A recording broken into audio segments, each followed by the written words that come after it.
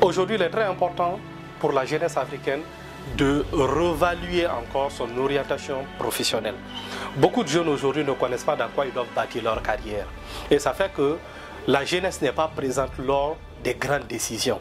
Et souvent, les grandes décisions se prennent devant ceux qui n'ont pas pour intérêt de voir l'Afrique se développer. Et vu que nous ne sommes pas présents, c'est d'autres personnes qui décident alors de ce que nous, on doit être. Il est très important de comprendre quelles sont les zones de décision afin de pouvoir désormais avoir pour habitude ou pour aptitude d'aller y travailler. Dans cette capsule vidéo, je me propose de partager avec toi 3 orientations professionnelles dans lesquelles tu dois te lancer afin de pouvoir être un décisionnaire de demain. C'est pour tout à l'heure. Si nous ne travaillons pas pour être à la place de ceux qui doivent décider, ne nous plaignons pas lorsque ceux qui se sont battus pour être à la place de ceux qui doivent décider décident de faire autrement de notre avenir.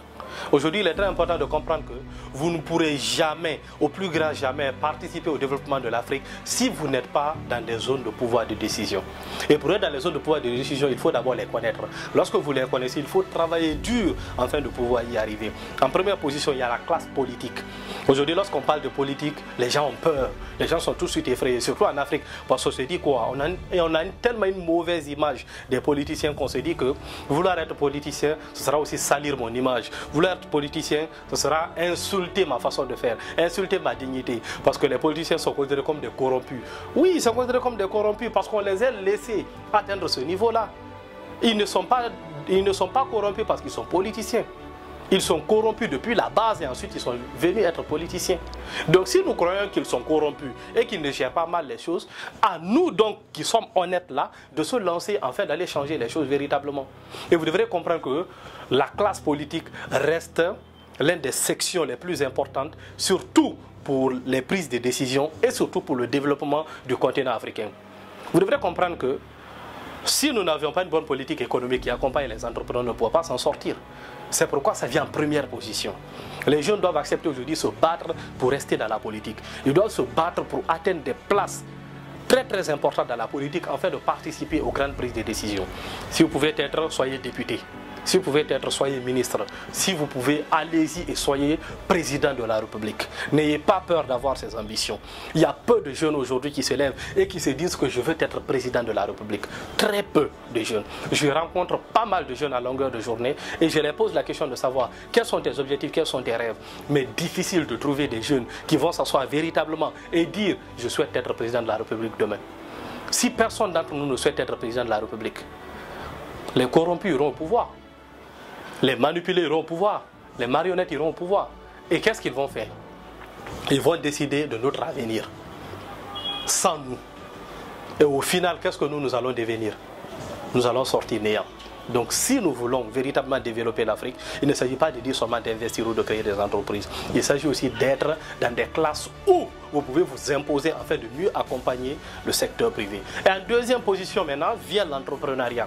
Si vous voulez également développer l'Afrique, vous devrez vous lancer en entrepreneuriat. Aujourd'hui, il est important de comprendre que l'entrepreneuriat et l'investissement sont des sections clés pour pouvoir aussi développer l'Afrique. Et c'est une zone de prise de décision. Parce que lorsque vous devenez grand dans l'entrepreneuriat, vous arrivez à bâtir une entreprise qui devient indispensable à la survie même de la population.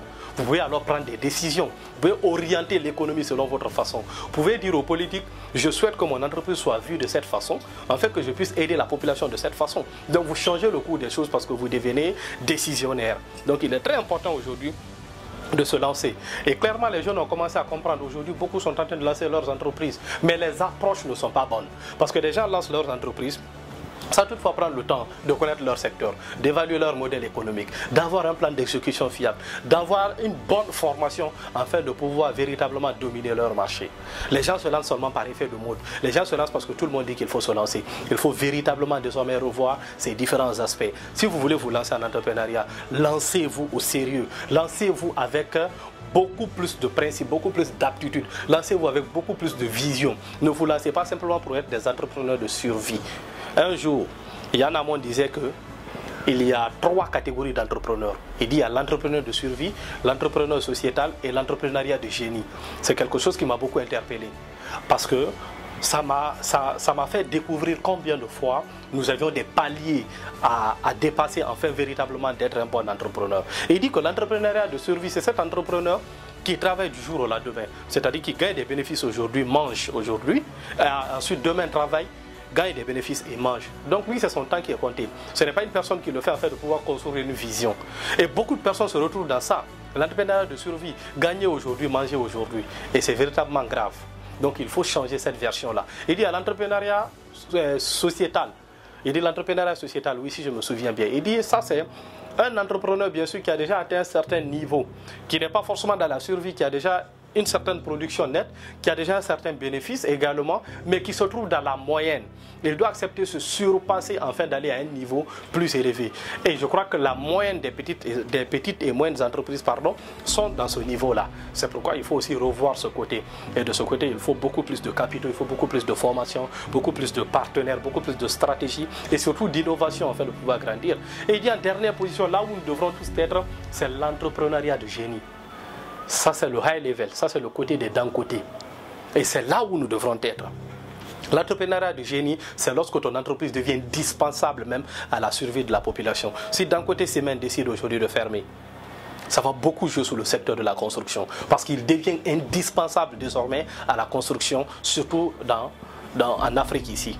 Donc il est très important pour nous d'être un entrepreneur de génie. Et l'entrepreneur de génie se bâtit par quoi? Par sa vision.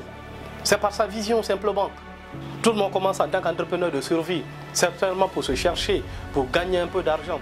Mais on grandit véritablement grâce à quoi? À la vision. Et on se donne les moyens d'atteindre nos visions. C'est pourquoi il est très important pour tout un chacun de devenir des entrepreneurs de survie. Donc c'était la petite parenthèse à ce niveau. Donc il faut devenir entrepreneur de génie afin d'être décisionnaire également sur le sol africain aujourd'hui. Et en dernière position, il faut travailler pour les grandes institutions internationales. Aujourd'hui, les jeunes ont peur d'aller vers les institutions internationales. Ils se disent que oui, la Banque mondiale, la BAD, la Banque africaine de développement, oui, UNICEF, oui, PAM, oui, toutes ces institutions-là, comment je vais travailler là-bas? Moi, je ne suis pas blanc. Mais ça, quels sont ces genres d'excuses? Ce sont ces genres d'excuses-là qui font que jusqu'à présent, aujourd'hui, ceux-ci arrivent à décider de comment ils doivent orienter notre économie et ils le font. Nous avons besoin aujourd'hui des jeunes noirs, intellectuels, directeurs de la Banque africaine de développement. Nous avons besoin aujourd'hui d'avoir des jeunes qui travaillent comme des hauts responsables, des responsables pays de grandes institutions comme l'UNESCO, comme l'UNICEF. Nous avons besoin aujourd'hui des jeunes qui travaillent dans des grandes institutions financières comme la Banque mondiale ou le FMI. Pourquoi? Parce que ce sont des institutions qui financent beaucoup pour l'Afrique.